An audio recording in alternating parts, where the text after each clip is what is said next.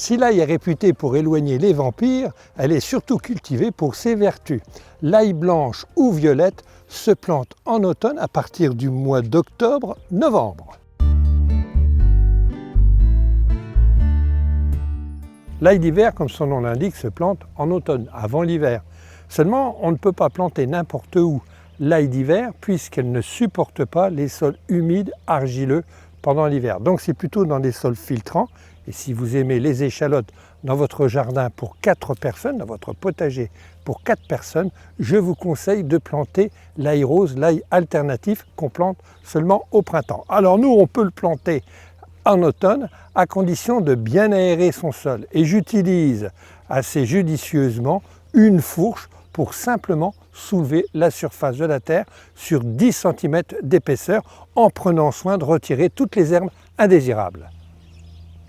Alors surtout, ne plantez pas la tête d'ail complète, il faut la décortiquer. Et à l'intérieur de cette tête d'ail, vous allez trouver des petits bulbes entre 5, 6, 7, 8, voire parfois 9 sur une tête d'ail. Alors surtout, il faut bien vérifier l'état de ces bulbes. Il ne faut surtout pas qu'ils soient, par exemple, en début de pourriture. On le reconnaît bien, ils sont un petit peu plus mous. Donc ce bulbe, il doit être très ferme avant d'être planté. Idéalement, pour la plantation, on va se servir d'une planche, surtout si vous avez un sol plus ou moins compact ou argileux. La planche va permettre de monter dessus et puis elle va permettre aussi de nous aligner. Alors la distance entre chaque rang, comptez un maximum de 30 cm. Ces 30 cm seront très utiles plus tard car ça permettra de travailler le sol. Et à l'intérieur de la ligne, comptez entre 15 et 20 cm.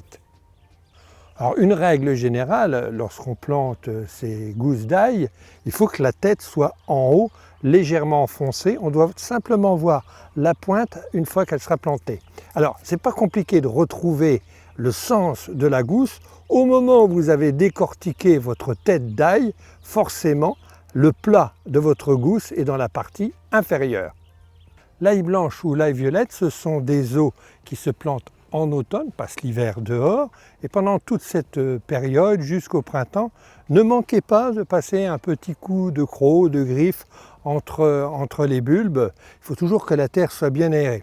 Cette ail se récolte à partir du mois de juillet et se conserve pendant 6 mois.